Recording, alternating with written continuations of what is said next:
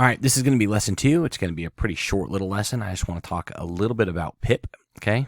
We just did pip install Flask, okay?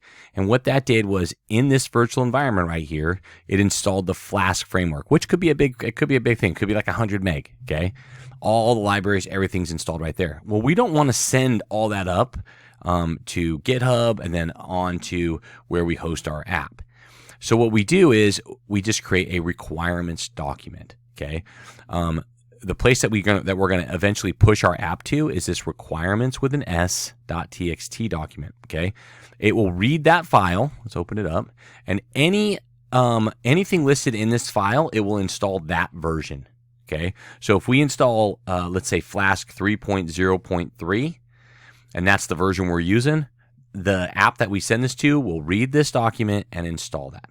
Okay, so what we want to do is we want to do an install for an app called Gunicorn. Okay, let's just remove Gunicorn from here because it's actually not installed yet.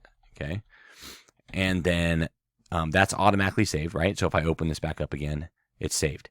Now let's come back down to our terminal and do pip install Gunicorn. Now, Gunicorn is a tiny little web server that will run on our big server eventually, and that will be the web server that we're going to use. Okay, so I'm going to go pip install Gunicorn. It's going to take just a second.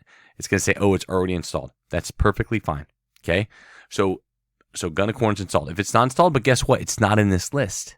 Okay, so what we want to do is we want to get it in that list. To do that, after installing all sorts of libraries and stuff in the future, you just want to do a pip freeze. Okay, pip freeze, but we don't want to just do a pip freeze. We want to send it. So we're going to do send it to the requirements document. Now, I always like to just tab and hit tab and let it finish. So we're going to go requirements.txt and hit enter.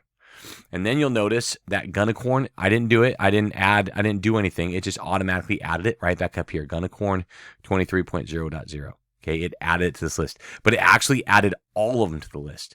So if I come over here, I close this and I delete this and it's gone. So it is now no longer here.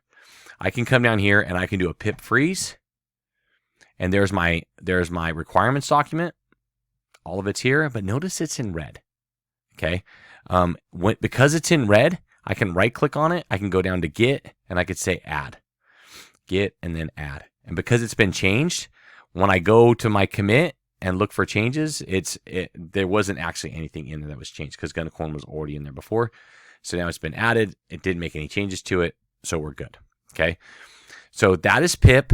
That is the requirements document, why we use that. And that's Gunicorn here. Okay.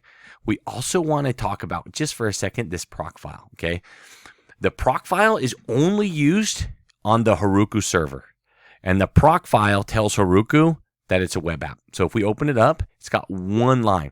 It says web : space Gunicorn. It tells what web server to use, which is why in here you have to have Gunicorn installed. That way it'll install the Gunicorn web server. It tells it to use web server. And then here it's app : app. And that references this app.py. Okay, proc file is with a capital P. Leave it alone. Once you have it, you'll never make a change to it. But it needs to be inside this bigger folder up here. It's always right there, right next to requirements.